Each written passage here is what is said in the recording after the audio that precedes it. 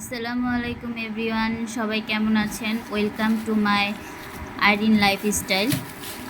আমার ইউটিউব চ্যানেলটি নতুন, সবাই আমাকে সাপোর্ট করবেন। আর আমিও চেষ্টা করব রেগুলার ভিডিও আপলোড করার জন্য। এখানে আমি সকালে বাইরে গেছিলাম কিছু কাজের জন্য, কিছু টুকিটাকি জিনিস কেনার জন্য। তো বাসায় এসে আমি ফ্রেশ হয়ে নেব। ফ্রেশ হয়ে দেন আমি রান্নাঘরে চলে যাব নাস্তা রেডি করার জন্য। সকালে নাস্তা রেডি করার জন্য এখানে আমি চা বসায় দিছি। তো এখানে দুধ জাল দিতেছিলাম। সকালে নাস্তার পরে চাটা না খেলে ভালো লাগে না, তাই চাটা বানিয়ে নিতেছিলাম। অবশ্যই যারা না চা খায় তাদের তো রেগুলার চা না খেলে হয় না, নাস্তার পর অবশ্য চা লাগবেই। সো আমারও এরকমই হয়েছে। আগে আমি চাটা পছন্দ করতাম না, এখন আমার চা ভালো লাগে। যে রেগুলার প্রতিদিন চা না খেলে মনে হয় না যে সারাদিনটা ভালো কাটছে। তো সকালে এই তো নাস্তার জন্য আমি চাটা রেডি করতেছি, এদিক দিয়ে চা বলক পাড়তেছি, আর এদিক দিয়ে পাশ দিয়ে একটু তরকারি গরম করতেছিলাম। গরুর গোস্ত ছিল, এটা আমি পরোটা দিয়ে খাবো। তো চলে গেলাম আমার ডাইনিং টেবিলে নাস্তা খাওয়ার জন্য।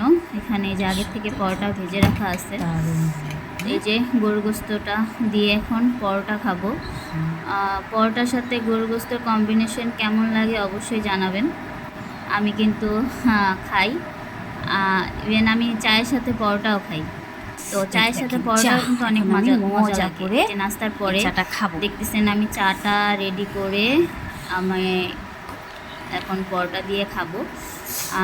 মানে একটা পরোটা আমি গোস্ত দিয়ে খেয়েছি, আর একটা পরোটা আমি চা দিয়ে খাবো। চা পরোটার কম্বিনেশনটা কিন্তু খুব ভালো লাগে। তো চাটা খাওয়ার আগে আমি পানিটা খেয়ে নেব, কারণ চা খাওয়ার পরে পানিটা খাইতে পারবো না। পরোটার সাথে চায়ের পানিটা খেয়ে এই যে এখন পরোটা দিয়ে চা খাবো।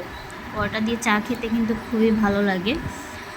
অনেকে চা পরোটা কম্বিনেশনটা মনে করে এটা গ্যাস্ট্রিক, কিন্তু আসলে যতই হোক পছন্দের জিনিস বলে কথা, খেতে তো হবেই। রুচি যার যেমন। এখন আমার সকালে পরোটা দিয়ে ঝোল ভাজি, তারপরে চা, এগুলো তো সবারই পছন্দ, সকালে এগুলো একটু খাবে। তো এই যে আমি খাচ্ছিলাম চা দিয়ে পরোটা, খুব মজা হয়। আপনারা খান কি না অবশ্যই জানাবেন।